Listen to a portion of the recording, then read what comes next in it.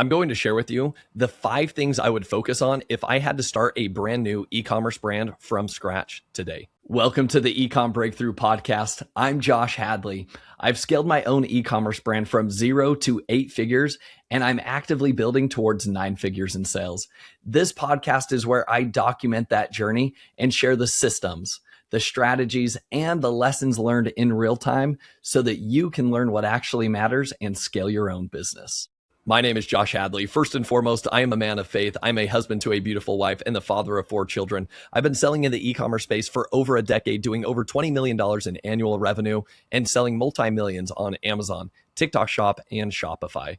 And I am also the host of the #1 business strategy podcast, Ecom Breakthrough. Today, I want to share with you the 5 things that I would really focus on if I had to start a brand new e-commerce brand from scratch. And this is honestly coming from a point of identifying like the weaknesses within my own brand, things I would wish I could change if I, could have any dream or wish in the world, but also after having run my own e-commerce brand for the past 10 years and having pivoted that brand a whole number of times. And we've pivoted the brand multiple times in order to keep it afloat. And with all of that experience, here are the top 5 things that I would be actively working on if I had to start a new brand from scratch. So #1, the holy grail of all things I would be looking for in any new e-commerce brand is, do they have reoccurring revenue? Okay, that could be 2 different things. I could have a consumable item, and it could be like a razor blade as an example, right? For shaving.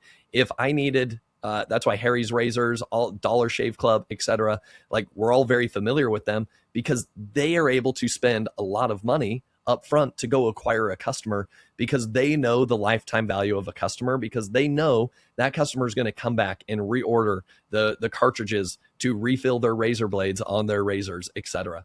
That is the holy grail of e-commerce. And so it's the same thing with supplements, right? That's why there's the supplement space is heavily crowded, but there's so much opportunity because if you get it right, you now have a compounding vehicle. And this is the biggest mindset shift that I've had to go through. When I first started in e-commerce, I was excited whenever I got that first sale, even on Etsy, right? And on Shopify, you hear the ka-ching sound and you love that sound and you're just like, yes, I got a new customer. And yes, it gives you a good boost of dopamine. However, I'm getting really tired at this stage of my career in just being so front-end acquisition heavy. And that's one of the most disappointing things if I were to look back over the past decade is I have not compounded my growth. We have sold millions of customers have purchased our products. That's great. Sounds impressive. However, I wish that those millions of customers would have compounded over the past decade. But instead, we were so front-end acquisition heavy and focused that yes, we could go generate a sale for a new product on Amazon, but then what? Every day we start at 0. Every month I start at 0. And that is one of the biggest challenges in business. If you want, it's all about having the right money model that sits behind your brand. And that is ultimately the biggest e-commerce brands that are able to scale more quickly and rapidly have either a consumable product that customers need to come back and repurchase, whether it be a supplement, whether it be, maybe you're selling soda or it's candy, food, or it's even something like we talked about, the refillable cartridges, which, by the way, here's a new brand that I was actually very, very impressed with. They took this and they said, hey, how do we invent reoccurring revenue into a business where more often than not, it's just kind of like one-time purchases. So this is coming into, it's called intake breathing. And what they have are these nasal strips. So instead of just like the tape nasal strips that ultimately people are willing to switch one nasal, tape strip company to another brand, whoever's cheaper, like they're all about the same. Well, what intake breathing did is said, hey, we're going to put magnets in these like stickers and you can stick them on the side of your nose. And then we have this like magnetic clasp that's going to go on top of your nose. And then guess what? These stickers, they're only like one-time use stickers. So it's going to work overnight, but then you're going to need new stickers that next night. And so they give you a pack of, that lasts for 30 days. And then if you want to keep using the nose breathing strip, you've got to like subscribe and get the little magnets that sit on the side of your nose every single month. I absolutely love that business model. And that is the challenge that I give to any of you listening to this, is you've got to think outside the box and say, even if it's a product where most people just purchase one time, how do you expand that lifetime value of a customer? Because here's what shifts in your money model as a business. So let me give you a practical example of how game-changing reoccurring revenue can be into your business for compounding results. So if you have a one-time purchase product where people are going to come in, they buy your product, they got value out of your product, and then they're gone, right? There's no reason for them to come back, and that they don't need to rebuy that product over and over again, right? A good example of this is maybe one of those ring lights that TikTok creators use that sits in front of them so that there's light shining on their face when they're recording their videos. Do they need a new light every 30 days? No, they don't. But here's what happens if that's the business model that you're running on. Okay, over the course of 30 days, let's say you sell 1,000 units of that ring light. Congratulations. You probably made some good money on that, made a good net profit. Okay, great. Well, what happens next month? Well, I start back at zero. And every day I start back at zero. My business is only growing if I find new customers every single day. And yes, you can talk about like, well, I'm already ranked on Amazon, so I know I'm going to get new customers every day. And it's like, that's cute and fine and all.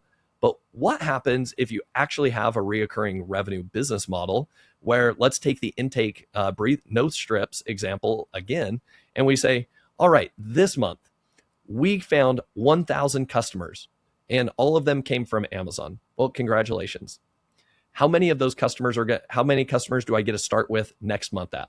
Well, it's whatever the number of customers that have subscribed to get those refill strips.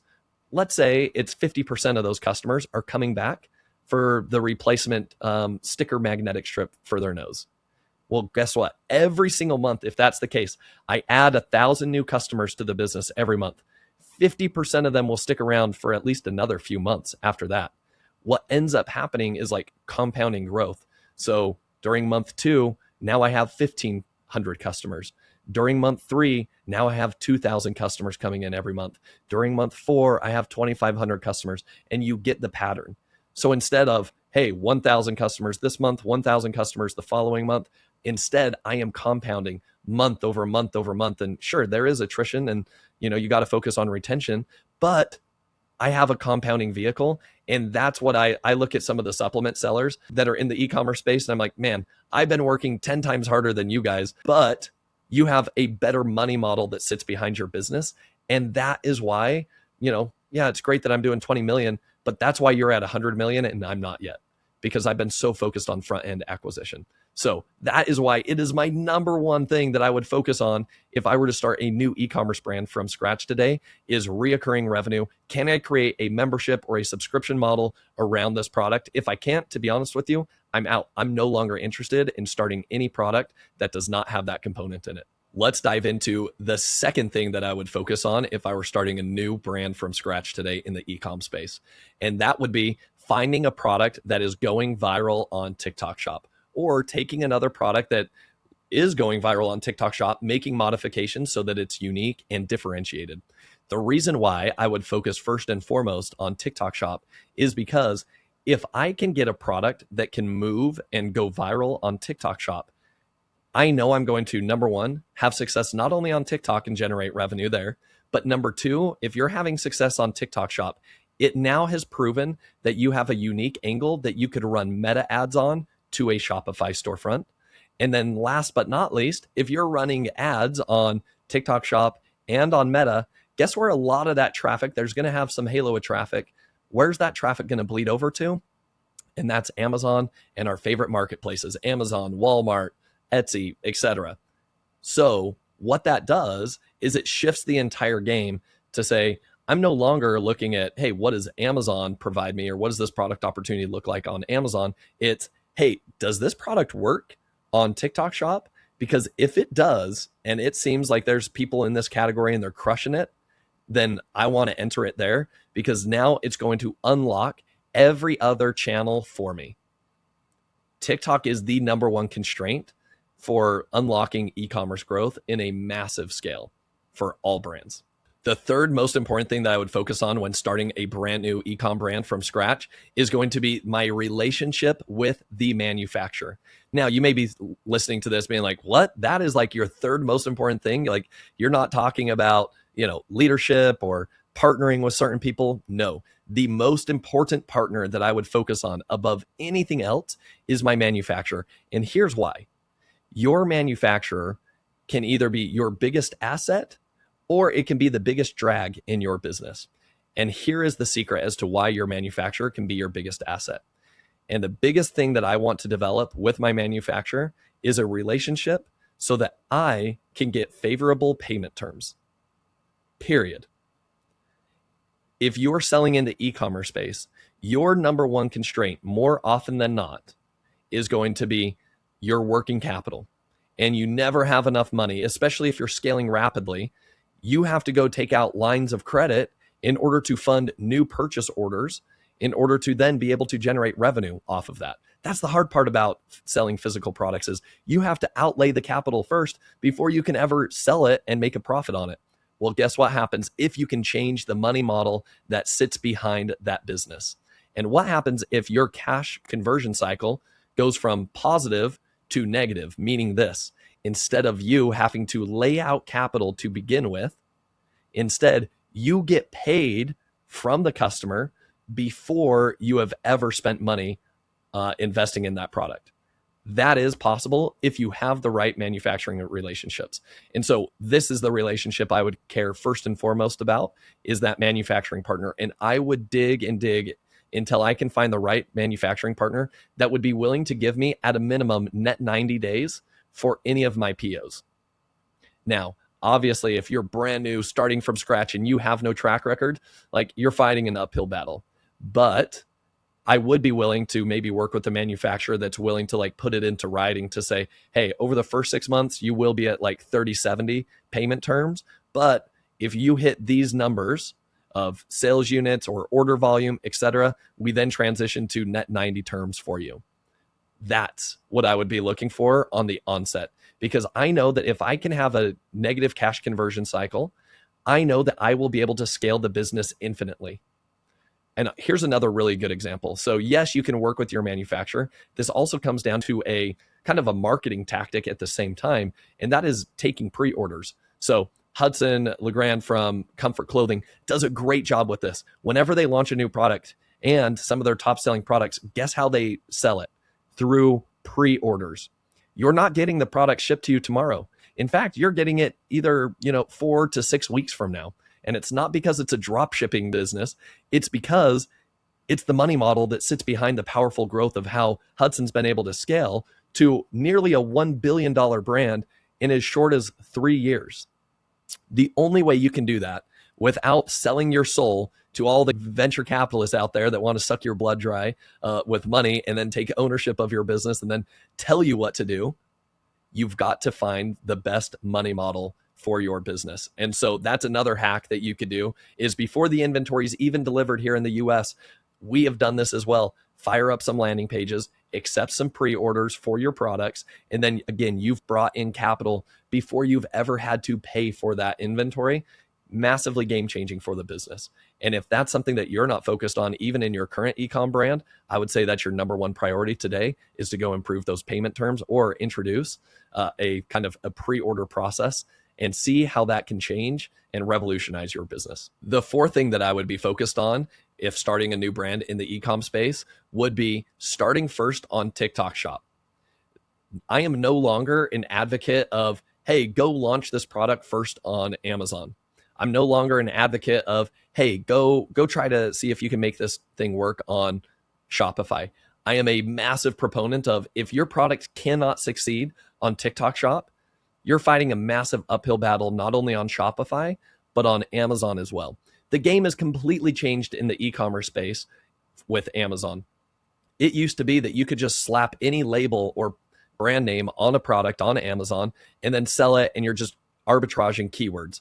Well, what we're seeing over the past 5 years on Amazon is Amazon's heavily recruiting a lot of overseas sellers. That's where they're investing more of their time, energy, and money. It's not to cater to the US sellers. It's to cater to the overseas sellers because they know the overseas sellers are going to charge lower prices overall. And that is a net positive for Amazon and their business overall. They know that if they can get Amazon to be, oh, wow, look how cheap this is on Amazon. It's even cheaper than I can get it at a retail store. they know that they will have more and more demand coming to the Amazon platform. And so that's what the future looks like on Amazon. You have more overseas competitors that are going to be focused on racing to the bottom in terms of price, hoping to sell, a few more thousand units than you, just because their price is $1 lower. And so I don't see that ever changing in the Amazon space. We're also seeing ad costs being extremely inflated, and Amazon's increasing their fees. And if that's the case, that's fine. Like, they know that sellers are very interchangeable for them at this point. They've got so much massive momentum behind their business that they frankly don't need all the sellers that they have. There's so many people standing in line that if you leave their platform, somebody else is going to go rank in the spot that you were originally ranking for, and it's no sweat off Amazon's back.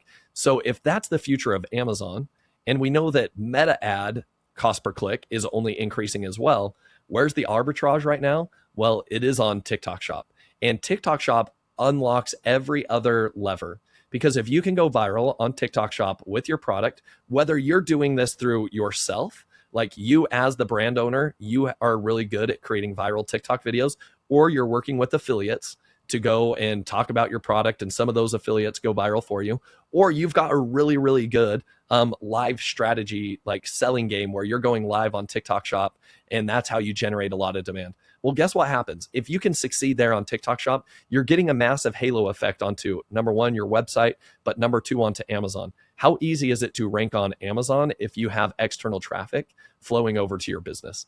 That is why the pendulum is completely shifted. If I'm starting a new brand, it first must succeed on TikTok Shop. If I cannot get it to succeed on TikTok Shop, I am not interested in lighting that thing up on Shopify or on Amazon, because I know I'm just going to be lighting my money on fire.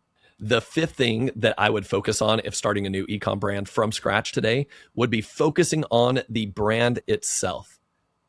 Too many people think that, oh, I have a brand. I've trademarked my logo. I've trademarked my brand name. I now have a brand. And I call BS to that. After selling in the ecom space for over a decade, I understand the importance of brand. And ultimately, what is brand? Brand is the perceived trust that a customer has with your business and product.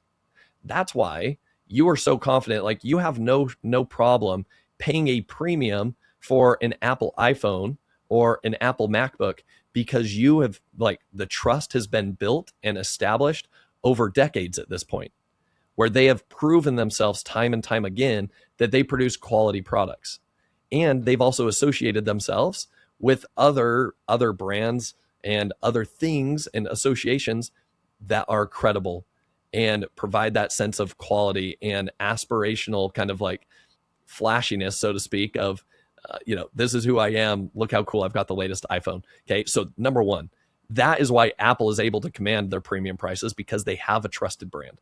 And so that is ultimately what you want to do as a brand owner, is think through, what is it that I need to establish credibility and trust? And ultimately that comes down to your mission. What is your brand's mission?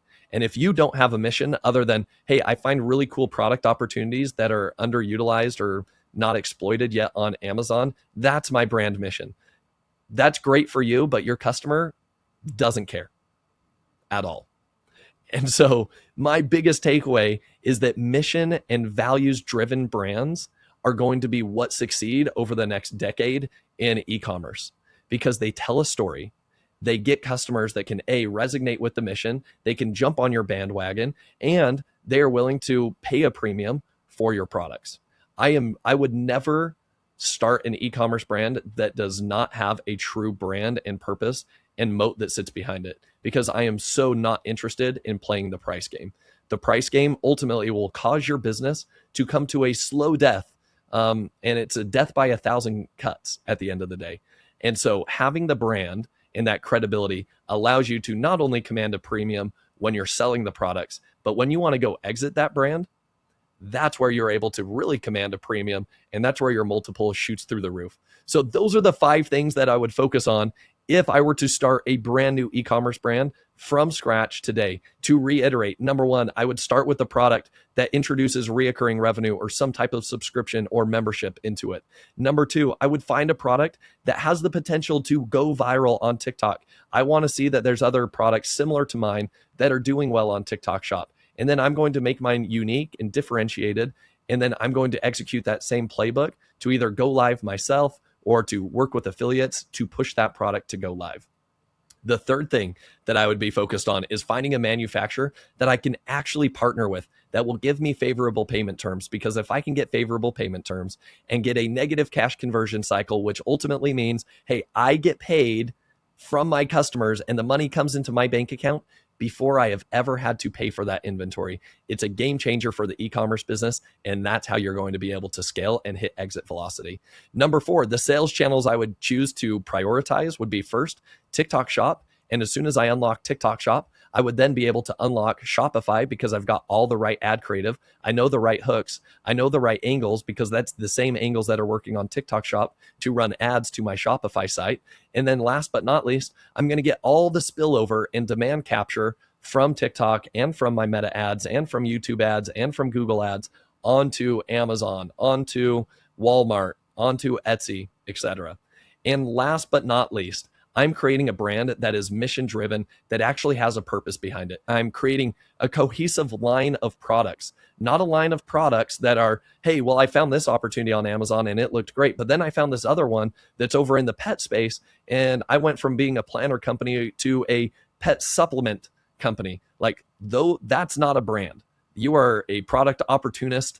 And yes, you might have a overarching trading company that might be your brand, quote unquote. But like, you don't have a brand that's exitable at a premium. And that's ultimately what you're trying to build, is a brand that actually has a mission that sits behind it so that you can command a premium price in the market. Customers know it, they can trust your brand, and they could identify it even if they went into a retail store and saw it sitting on the shelf. Those are my 5 focuses for you. If you are a current e-commerce brand owner and some of those are weak points for yourself, start focusing on that today. And ultimately, if you found value in this podcast and this video, please share it with another operator who needs to hear this. The best thank you that you can give me is by sharing this with either your mastermind group, dropping it in the WhatsApp group, or dropping it into the Facebook group that you're in with another group of e-commerce brands. Share it with others, spread the word, and we'll see you next time.